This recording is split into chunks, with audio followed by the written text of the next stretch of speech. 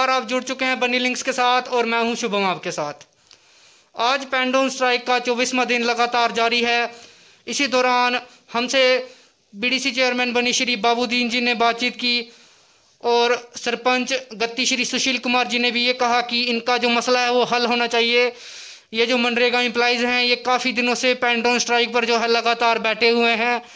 इनके मसले जल्दी से जल्दी एलजी साहब जो हैं वो जल्दी से जल्दी हल किया जाए, इनका मसला इनको परमानेंट किया जाए। पेन डाउन स्ट्राइक का जो 24वां दिन आज लगातार मनरेगा एम्प्लॉइज़ पेन डाउन स्ट्राइक पर बैठे हुए हैं अपनी मांगों को लेकर। एलजी साहब से कल जो मीटिंग होने जा रही है बीडीसी चेयरमैन बनी के द्वारा, आइए उनसे बातचीत करते हैं कि उनका इस मसले पर क्या कहना है। जी सर, आपका बहुत बहुत स्वागत है।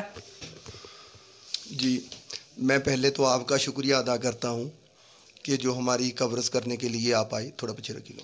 आप कवरेज करने के लिए आए ताकि जे हमारी प्रॉब्लम सरकार तक आपके ज़रिए से, आपके माध्यम से पहुंच सके।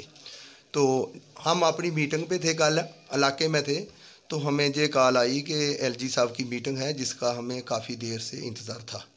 तो हमने अपनी इलाके का जो टूर था उसको कैंसिल किया और अपने सभी सरपंच को मैंने कॉल दी कि एलजी साहब आ रहे हैं, तो हमें जो भी अपनी डिमांड रखनी है, अपनी मुश्किलातें रखनी है, तो उनको सभी को हम साझा करके तो ये हम रेजोल्यूशन बना रहे हैं। मेरे इस वक्त सभी सरपंच आए हुए हैं, तो हम ये देख रहे हैं हमने कौन कौन से मुद्दे रखने हैं। ये जो मेरा ब्लॉक है ये हर किसी बड़ी सिटी से 250-300 किलोमीटर की दूरी पर है, जहाँ ना तो कोई फैक्ट्री है ना ही कोई प्रोजेक्ट है। पहले एक प्रोजेक्ट आया था NHPC, तो उसमें मेरे इलाके के मज़दूरों को काफ़ी रोज़गार मिला। वो 8-10 साल चला, उसके बाद कंप्लीट हो गया। उसके अलावा जहाँ इस वक्त कोई भी प्रोजेक्ट, कोई भी मजदूरी नहीं है। तो मैं सबसे पहले अपनी सरकार से, अपने एलजी साहब से यही डिमांड रखूँगा कि ये हमारे जो GRS हड़ताल पे बैठे हुए हैं तो वो बाहर बैठे हैं, हम सारा स्टाफ अंदर बैठा है। कोई भी काम नहीं हो रहा है, सारे काम ठप है, चाहे नरेगा हो, चाहे 40FC हो, चाहे कुछ भी हो। पहले हम यही डिमांड रखेंगे कि इनको बहाल किया जाए। आपने और भी तो मुलाजिम इस काम के लिए रखने हैं। अभी इन लड़कों ने, इन बच्चों ने जो सारा का सारा काम सीखा है, जो इस काम के काबिल है, तो इन्हीं को क्यों नहीं रखना है। कई लीडर इनको दाड़ा मारते हैं, अगर आप काम नहीं करेंगे तो हम निकाल देंगे। अगर निकालने पे नौबत आएगी तो हम इनके साथ हैं। जो भी कोई आप नवा स्टाफ रखोगे, उसको ट्रेनिंग दोगे, फिर वो सीखेगा, उसमें काफ़ी वक्त लग जाएगा। दूसरी, मैं अपने एलजी साहब से ये डिमांड रखूँगा, जो हमने सभी सरपंचों से राब्ता करके क्लियर किया है कि जहाँ कोई एक बड़ा प्रोजेक्ट दिया जाए ताकि हमारा 2-4 हज़ार मज़दूर उसमें एडजस्ट हो जाए। प्रोजेक्ट जहाँ बने हुए हैं, NHPC नंबर 2 जो कंप्लीट है, नंबर 1 वो पीछे है, खटकल में है, उसको चलाया जाए। एक प्राइवेट कंपनी है, उसमें सरकार को देना भी कुछ नहीं है, सिर्फ किसी प्राइवेट कंपनी वो खुद काम करेगी, उनको देना है। और हमारे एक जहाँ स्यारा में एक बहुत पहाड़ है, वहाँ सीमेंट निकलता है। अगर इन्होंने 370 को तोड़ा, अच्छी बात है, इन्होंने ड्यूटी बनाया, तो फिर किसी फैक्ट्री वाले को दें ना, जहाँ कोई प्राइवेट फैक्ट्री लगे और लोगों को रोज़गार मिले, हमें भी सीमेंट सस्ता मिले। जहाँ अगर पंजाब में सीमेंट का बैग 300 रुपये में है तो यहाँ वो 600 रुपये में है। तो अगर जहाँ फैक्ट्री बन जाएगी तो हमारे इसमें 3-4 ब्लॉक को फ़ायदा होगा। उसके अलावा वो भी नहीं करना है तो एक छत्तरगला का टेंडर है, वो सरकार को डिफेंस के लिए भी ज़रूरी है। ऐसे मौजूदा हालात में वो भी टंडल हमें ज़रूरी है। ये नंबर 2 नेशनल हाईवे है, अगर उस टंडल का काम ही शुरू किया जाए तो उसमें भी हमारे काफ़ी सारे मजदूर जो है काम करेंगे।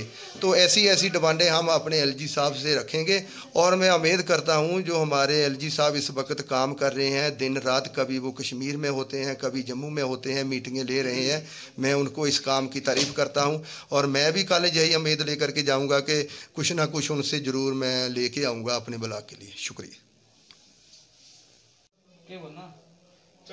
सबसे पहले मैं आप लोगों का, मीडिया वालों का शुक्रिया अदा करता हूं, क्योंकि हमारी जो बनी की समस्याएं जो हैं इस एरिया की, वो दिन ब दिन आप देते रहते हैं, जिससे हमारी सरकार को फीडबैक मिलती है और उन पे एक्शन होता है। सबसे पहले मैं आपको बताऊं, जो मनरेगा की जो एम्प्लॉइज़ जो हैं, जिनको सरकार जो है दरगुजर कर रही है इनकी मांगों को।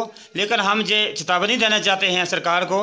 कल हमारी बीडीसी चेयरमैन की मीटिंग है ऑलरेडी कठुआ के अंदर। हमने जो अपने मेमोरेंडम जो है हमने जो लिखा है, जिसमें पूरे ऑल सरपंचों ने एक रेजोल्यूशन डाला गया है जेर सदारत हमारे बीडीसी चेयरमैन बाबू खान की जेर सदारत में, उसमें हमने साइन किए हैं, सबने लिख के दिया है एलजी साहब को कि हमारे जितना भी जो नरेगा का एम्प्लॉइज़ हैं इनको परमानेंट किया जाए, या तो इनको कोई ऐसी पॉलिसी बनाया जाता है ताकि जे इनकी जो आगे कंटिन्यू इनकी नौकरी चल सके।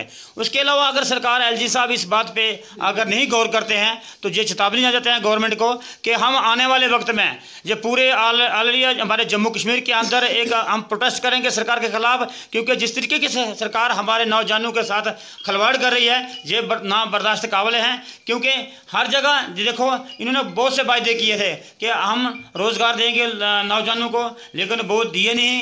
उसके बाद हम 33-60 की नौकरी जो है वो बहाल करेंगे, उस पर भी एक्शन कोई नहीं हुआ है। हम चाहते हैं कि अगर 33-60 में अगर हमारे एम्प्लॉइज़ को अगर कोई 33-60 नौकरी करता है उसको रिटायर करते हैं तो हमारे जितने भी नौजवान जवान जो हैं इनको रोज़गार मिल सकता है, लेकिन उस पर भी नहीं काम हो रहा है। इसलिए आज ये हम कहना चाहते हैं कि हमारा जल्द अज जल्द इनको कुछ ना कुछ इनकी पॉलिसी बनाई जाए, इनको रोज़गार दिया जाए। नहीं तो हम पूरे जम्मू कश्मीर के अंदर जो हमारी सरपंच यूनियन जो बनी हुई है, एसोसिएशन बनी है, सारे मिलके एक स्ट्राइक करेंगे, पूरा चक्का जाम करेंगे और दिल्ली तक गवर्नमेंट को बताएंगे जम्मू कश्मीर में कितनी एकता है सरपंचों में। जय हिंद जय भारत। जी मैं कहना चाहती हूँ कि जो हमारा जो नरेगा का स्टाफ है इनको जल्दी जल्दी इनका मसला जो हल किया जाए। मैं यही गवर्नमेंट से यही अपील करती हूँ कि इनका मसला जो है इनको जल्दी जल्दी हल किया जाए ताकि हमारे काम जो रुके हुए हैं वो जल्द जारी हो सके। हम बहुत सफ़र हो रहे हैं इनकी वजह से। जो काम थे हमारी पंचायत के ज़्यादा इन पे ही वो था, यही करते थे। हम चाहते हैं कि जल्दी जल्दी ये इनका मसला हल हो जाए। धन्यवाद।